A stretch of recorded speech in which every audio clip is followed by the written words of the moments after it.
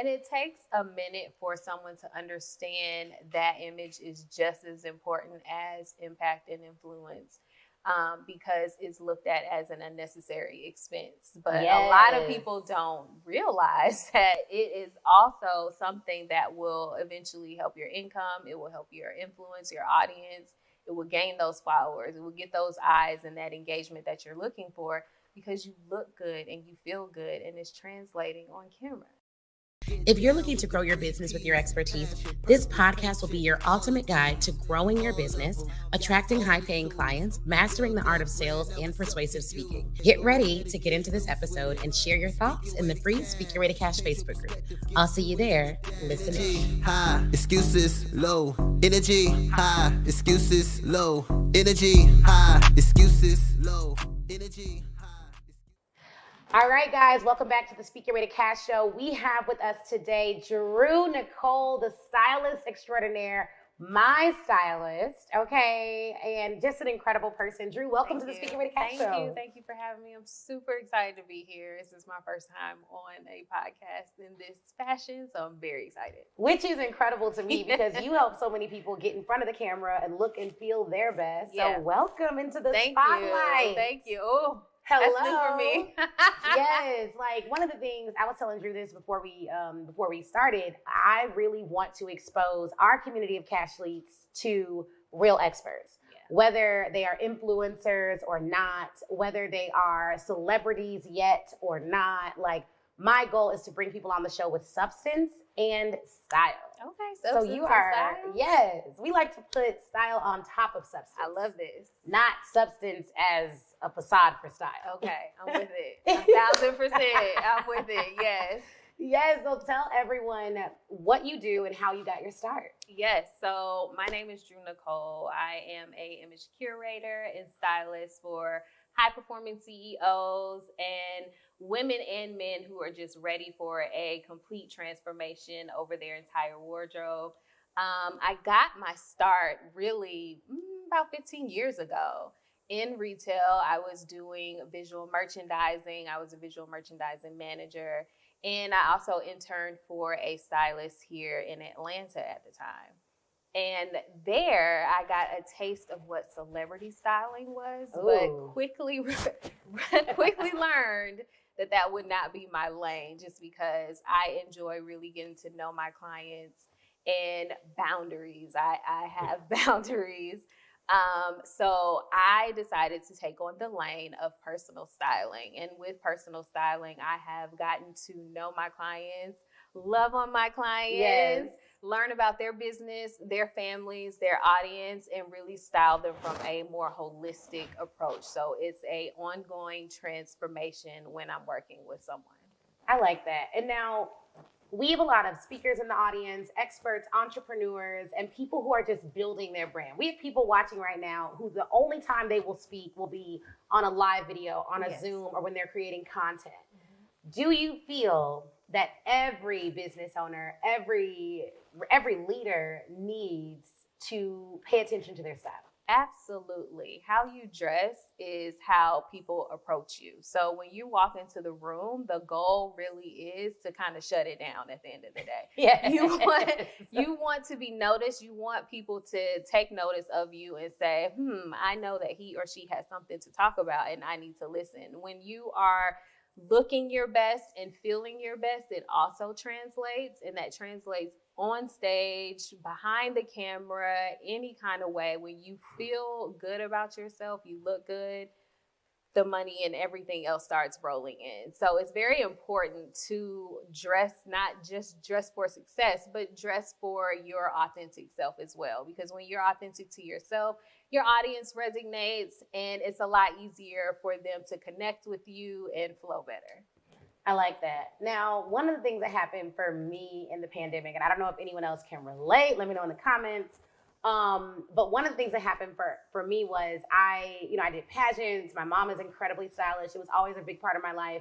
But during that pandemic, baby, all I looked like was bonnet, sweats, like T-shirts, I wasn't going nowhere. If I did get dressed, it wasn't never going to be from nothing but the waist up. Like it was pajama pants on bottoms all the time. You know what I mean? So I feel like I lost a bit of that style. What would you say to the person who's watching who wants to rediscover style? Start with where you are right now. Like, really dig deep within yourself. Figure out who you are right now as a person.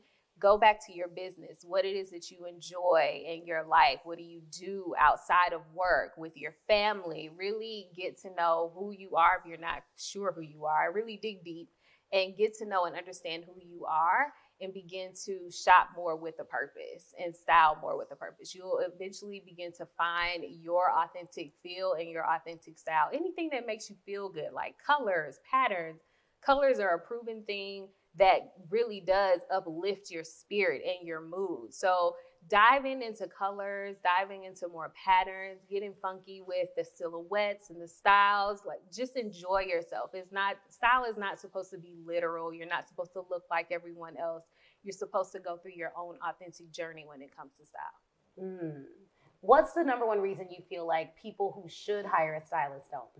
I think that they are afraid to have that come to Jesus moment with themselves about where they are. They're maybe embarrassed about where they are, maybe not really happy or comfortable in the skin that they're in currently. But my advice is always to dress where you are now, and you can work on yourself as the style transformation continues. But stepping outside of your comfort zone to allow a styling expert to come in and help you is just a way to assist and help with your confidence and your overall transformation, and just really helping you learn and understand your specific body type. So that's good. That's really good. Because one of the things that I discovered, so I don't know so basically, y'all can go back and look at my videos from like 2018, 2019, 2020, and then just check out a video from recently.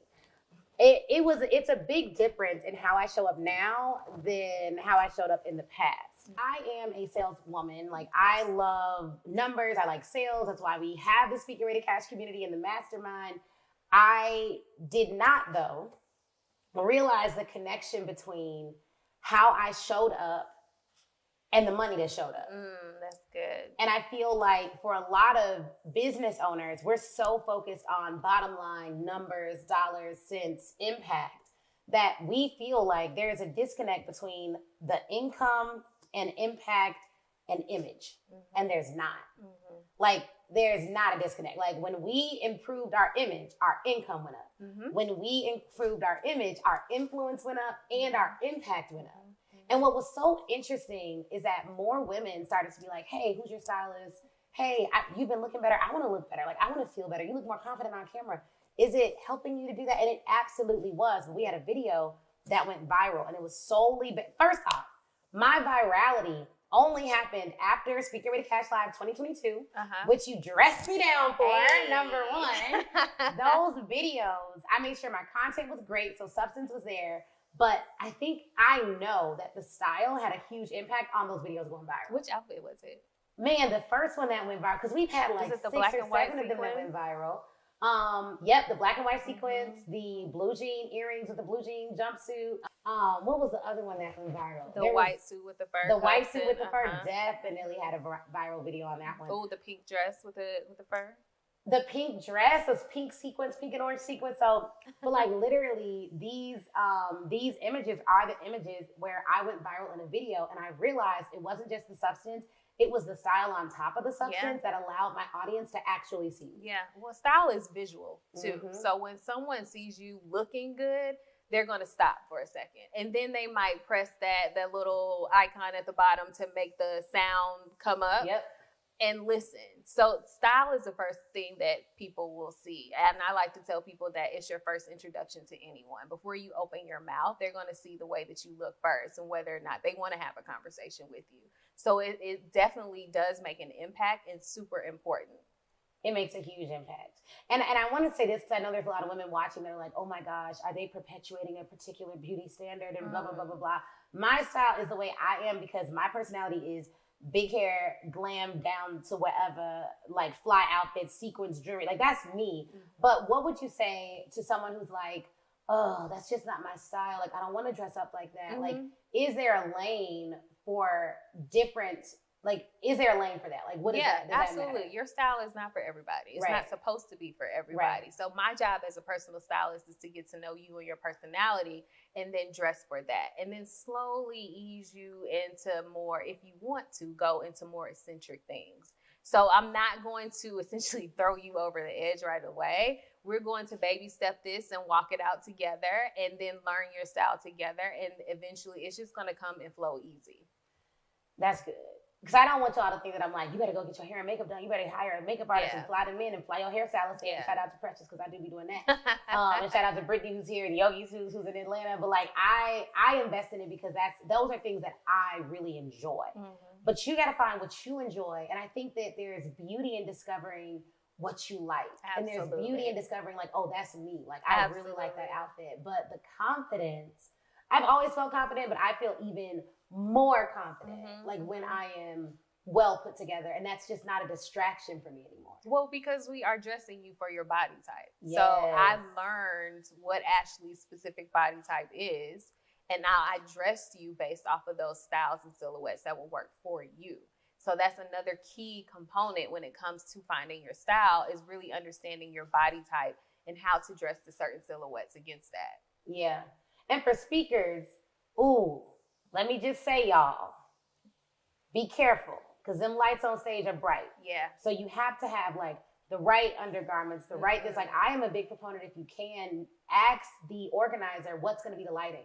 Yes. Is it going to be white light? Is it going to be harsh light? Is it going to come right directly on top of me? Where is the lighting located? Send me pictures of the lighting setup. If you have pictures from speakers last year, send me pictures of them on stage so that I can kind of see what's going on. Another thing that we learned is material. Yes. So like what material the seats will be if I'm doing a panel, making sure I'm not sliding off.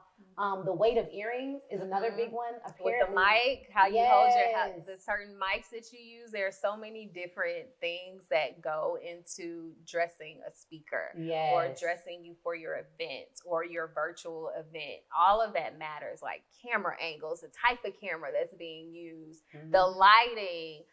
You just have to really be very aware of the type of materials, the type of jewelry, whatever it is. You just really have to be aware of those pieces so that it does not interfere with your message and distract you, but it also doesn't interfere and distract the audience, because they're going to see and feel you being uncomfortable when you're on stage, and they're going to be like, oh, that's out of place, or and they're not going to be listening to your message. Nope.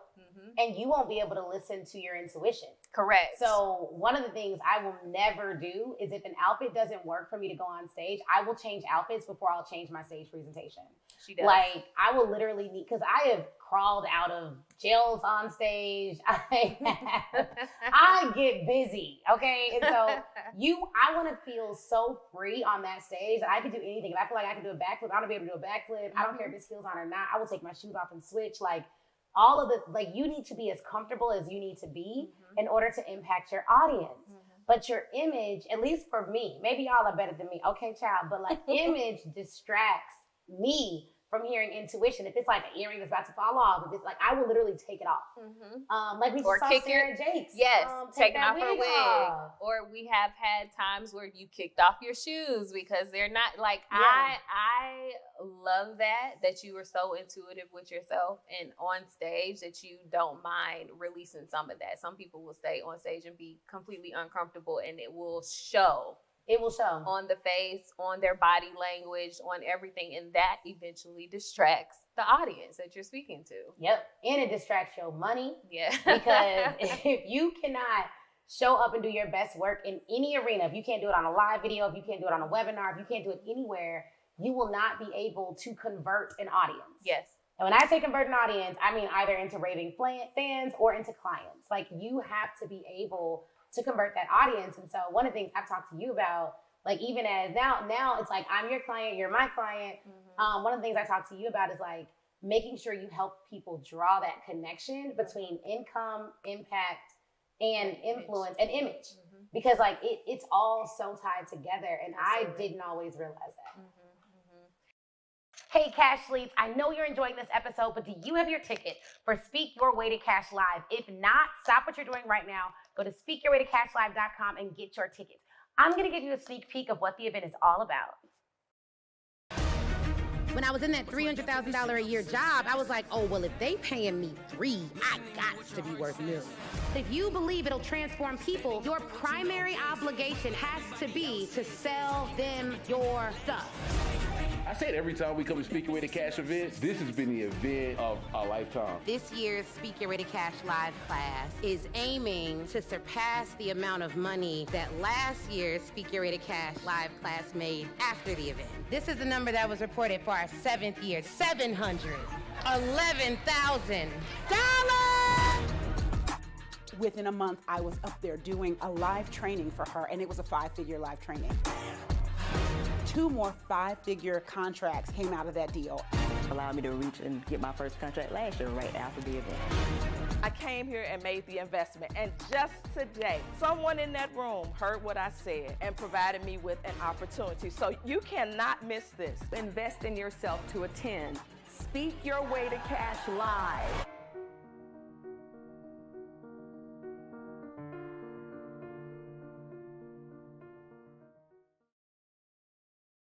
And it takes a minute for someone to understand that image is just as important as impact and influence, because it's looked at as an unnecessary expense. But a lot of people don't realize that a lot of what your wardrobe, especially if you're buying it for your business, it's a tax write-off. So you can do that, but it is also something that will eventually help your income. It will help your influence, your audience. It will gain those followers. It will get those eyes and that engagement that you're looking for because you look good and you feel good and it's translating on camera. Yeah, and like I didn't even realize the way, because I was talking to my accountant, and like just the way that, like there are some people who will brand everything. And I'd always be like, why are they branding everything? Like what's the point of like having your logo on your outfits, having your tagline on your back, having all these different things? And it's like, oh, well, that is promotional. Yeah. And it's promotional even, I mean, not per the IRS. This is not tax advice, you guys. Correct. Talk to your accountant. Not tax advice. But like, it's promotional anyways, but it's not always a tax write-off unless the promotion is done in a certain way. Correct. With the outfit. Correct. So I definitely think I think that sometimes we just don't know. Mm-hmm. Like we just don't always know. And it's not something that our community and culture is really exposed to. Like this is the norm. Like stylists for celebrities. Like yeah. I thought that. Yeah, yes. That is always the mindset. It's always, you have to be this top person. You have to have this amount of income in order to have a personal stylist. No, it's you start where you are and we go from there. I love that. I really love that. Now, you mentioned you don't work with celebrities anymore, or at least currently. Currently.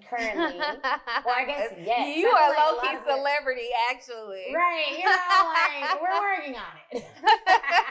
So, but you do work with some of the most influential women in the professional services space. Yeah. So how do you, there's people watching who are like, man, I've seen your client roster. You got, top coaches, top influencers, top experts, top event hosts. How were you able to attract that audience? I know we're working on this pitching thing, but how were you able to attract and retain those clients on a monthly basis? Because you have retainer clients. Yeah, pretty much all of my clients are a retainer. Yes, that's a win. Definitely a win. Definitely grateful for that. In the beginning, when I first started my business 2 years ago, it was literally me posting. Like I was crazy, posting 5, 6, 7, 8, 9, 10 times a day, doing the hashtags, all the things. And eventually, like women started to find me. And I also received referrals, people word of mouth. Like a really good friend of mine referred me to a current client of mine, and she's been with me since the very beginning. And from there, it's really just been word of mouth. Thank God. And from time to time, I'll go online and I'll post what I have coming up, and that draws in more interest. But for the most part, a lot of my referrals have been word of mouth. And you didn't even facilitate the word of mouth. Mm-hmm. Like it literally happened organically, but it was because your work was so good. Yeah. Well, thank you. No, yes. It is. I mean, because a lot of people hear that and they're like, great, I knew I didn't have to post and do this and reach out. And it's like, no. How did you find me? Referral. Mm-hmm. Yep. Referral. A friend of mine was like, oh, this is who I use. Like, Shout out to Monray, because literally it was like, when I God. moved to Atlanta, she was like, what you need? Da-da-da. Like, she was literally the plug. She was like, oh, you need this? Okay, this, you go to this, here you go to this. So we didn't have to look for a whole lot of extra support. But yeah, she literally referred me to you, and then I know I referred you to a friend of mine. I know other people. Like, I literally could see the referral network working. Yeah. But I always, and your work really is good, and it's very collaborative. So you do have to you have to be trained. I think one of the challenges that you may have that I'd love for you to speak to, just because there's lots of other businesses who feel like my business is one that I have to educate before they can buy effectively and be good clients. How has that been? Like, educating your clients on what a styling relationship looks like so that you can maintain a long-term relationship with your clients? Well, when I am talking to a potential client, I like to kind of go down and explain what working with me would look like, because I do take the personal styling very seriously. I want to really get to know my client and understand them and their business, and that has helped me to build a consistent relationship with them and keep them on as clients. But starting off, like, getting them to understand exactly what it is I do. Because some people actually do come on the call and just be blind. They just think that, it's just all about buying clothes and that's it. It's it's deeper than that. It's that education in the beginning with telling them what a stylist does, how I will be there to facilitate through their pain points. I want to let them know and feel that wardrobe is not an issue when it comes to me. I want to be able to take on that entire burden for them. So really translating that on the calls and translating that through my work has been helpful with retaining. And what's your sales process now? So the sales process, it starts with a call. I like to see exactly who it is I will be potentially working with. So we definitely get on the Zoom call. I want to feel energy. I want to hear what it is that they have going on, if they're excited, if they're not excited, if they're nervous. So I get to see and feel all of that while I'm on the call. And while I'm listening to what it is that they actually need, I'm going through what I have to offer and fitting what would work best for them. And then after that, we get the ball rolling. I set them up on their beautiful online style portal. It's like a little online closet for them that they can go back and refer to. I do a lot of sourcing and putting the looks together there so that we can collaborate with. And then after that, it's just an on-flowing go of the relationship. That's good. That's really good. Yeah. And so for you, what has been the most challenging part about growing your particular business type? That's a great question. The challenging part for me is wanting to have more clients, but not necessarily the full capacity for it. But learning how to navigate through that to make sure that each client feels that special experience that they get, and then making space and room for someone new. So it's,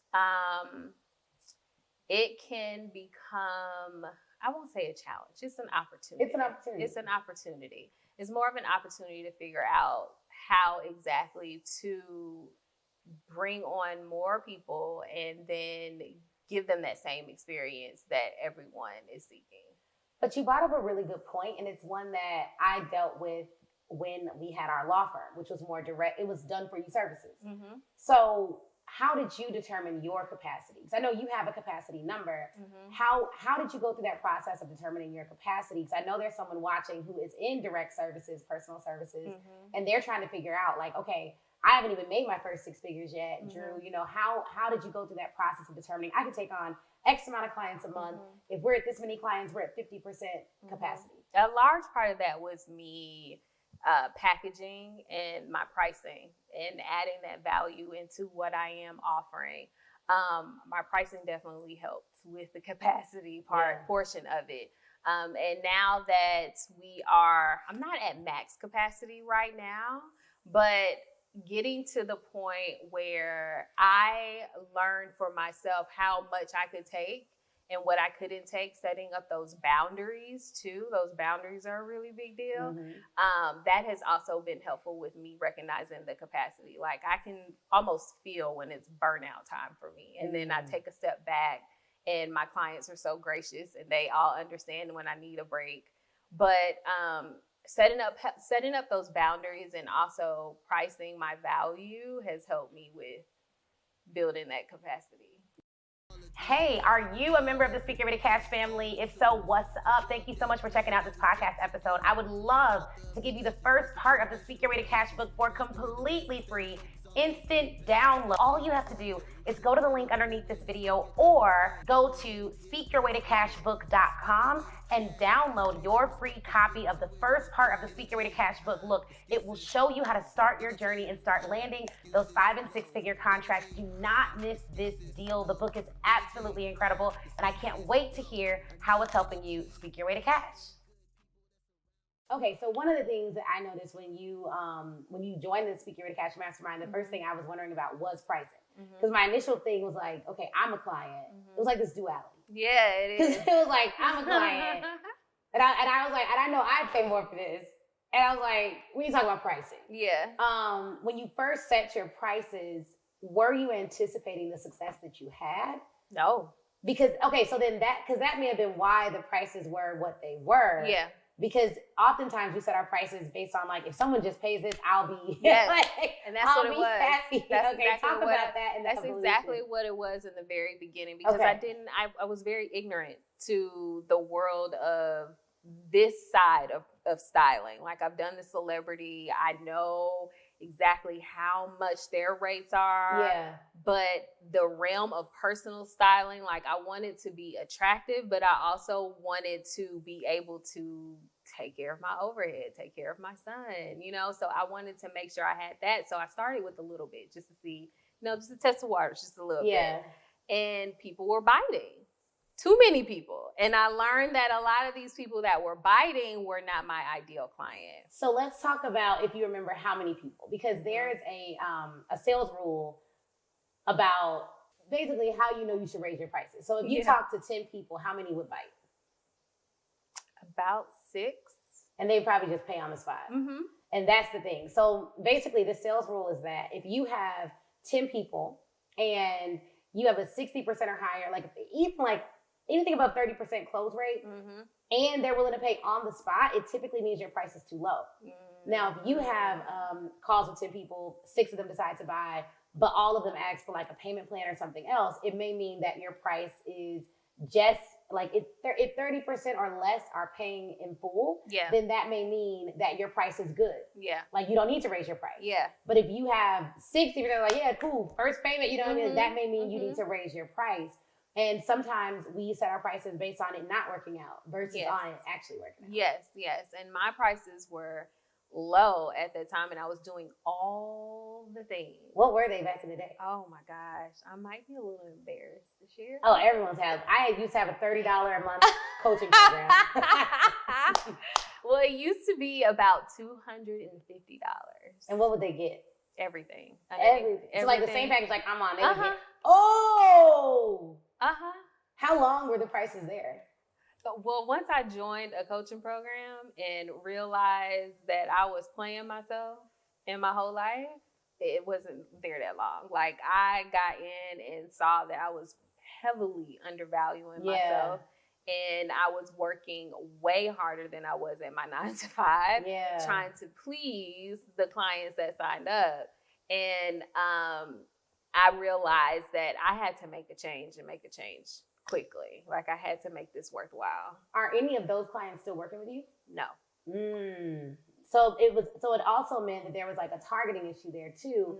But what's so interesting is, and I think sometimes people say, my prices used to be so low, now my prices are higher, I don't have any of the same clients. And that's not my testimony. I had the right targeting. I just wasn't allowing them to pay me more. Because the $30 a month, we still got someone in our mastermind now who was in that program. Wow. When our event was $300 a month, like half of those people still come to our events now. That's awesome. It was the right messaging. It was literally just me not giving them the chance to come up. Yeah. And when I realized how much I was undervaluing myself and that I was not actually reaching the clientele, my messaging and everything just completely did a 180, and it just shifted. What was your messaging? What is your messaging now? My messaging back then was, hi, I'm a stylist here in Atlanta. If you're interested, please reach out to me. Now it's more specific. I work with high-performing CEOs and experts in their fields that are 7+ figure earners, and this is what I do. We're a personal stylist, and I am here to transform your wardrobe and through authenticity. I like it. Yeah, so you got more specific, called out the audience, explained a little bit about what you do. So there's even some education in there. Yeah. And then the person who fits that bill, like any 7-figure CEO is watching this right now, like she's your stylist, right? So absolutely. I'm your girl. So she's your stylist. Now, what about someone who's watching and they're like, well, I make $300,000-$400,000. I'm going to start getting on the speaking scene. I want to do more content.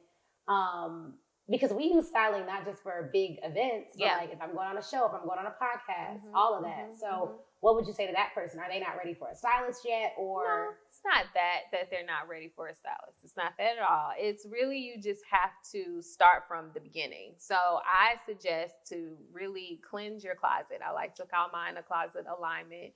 You cleanse your closet. You remove all of those pieces that are no longer serving you or who you are trying to become in the next 3 to 5 years. I like to, in the consult calls that I have, I like to ask potential clients, who do you see yourself as in the next 3 to 5 years? Tell me what she looks like. Tell me what he looks like. Explain what she's wearing. What is he wearing? What are the colors? What do you feel like? Like, I want them to feel themselves in that new space when they are explaining to me and talking to me and going through what it is that they want their transformation to be. So getting down to the nitty gritty of getting rid of that old stuff from your closet and sitting with the person that you are now and starting there, learning your body type, shopping with a purpose. When you learn your body type, you will then shop with a purpose, because you're not just wasting money on things that you see on the mannequin or something that's really nicely merchandised on the table. That's how retail stores get you. You buy all the nice, pretty laid out things, and then you go home and you try it on and it doesn't fit you, and you are upset and you don't have time to return anything. So it just sits there, and now it's outside of the return window, and you wasted money at the end of the day, and you're sitting there frustrated in your closet for another 30, 45 minutes trying to figure out what to wear. So starting from the very beginning, telling yourself or seeing yourself as your future self, and going through and pulling and buying pieces for that woman or that man, and starting from there. I love it. I love it. So one of the things we do on the show is we have a segment called Act Your Way to Cash, which is literally where I want you to give the audience something they can do in the next 24 hours to generate revenue in their business based on your expertise. Oh my God. So is there like a quick hack they can do, a quick cleanse, something that will help them feel more refreshed in their videos, anything like that? Act your way to cash. I thought when you said act your way to cash, I thought you meant like literally we're about to act. No. Take action, get cash.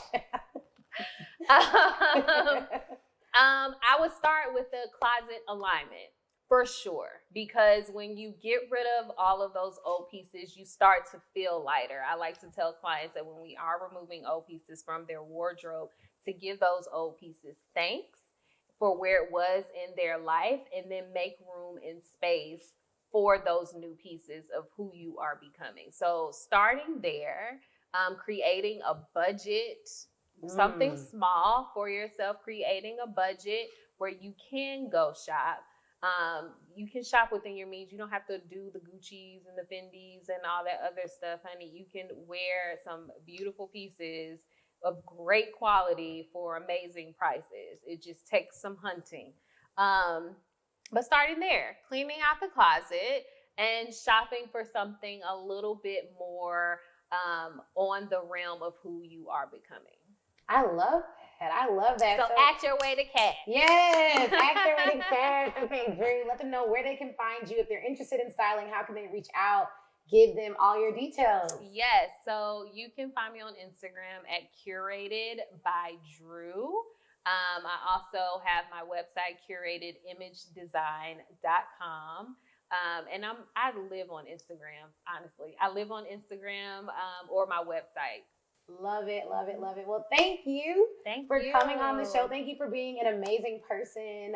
Thank you for being my stylist. Thank you for It having has me as really your helped. stylist. Yes, of course. It has helped a lot, and I just really enjoy working with you, and I'm always excited to introduce our community of cash leads to another amazing cash lead who is just changing the game and helping women feel more comfortable about who they are. Thank you. That means a lot. I appreciate it, seriously. Absolutely. I love working with you, and thank you for trusting me with your image and style. I appreciate you. Absolutely. All right, guys, another awesome episode of the Speak Your Way to Cash show. If you would like to share this episode, please do leave us a comment, like, review, download it on Apple Podcasts, watch it on YouTube. Share it with a friend. And until next time, keep the energy high and the excuses low. And we'll see you next time on the show. Energy high, excuses low. Energy high, excuses low. Energy high, excuses low.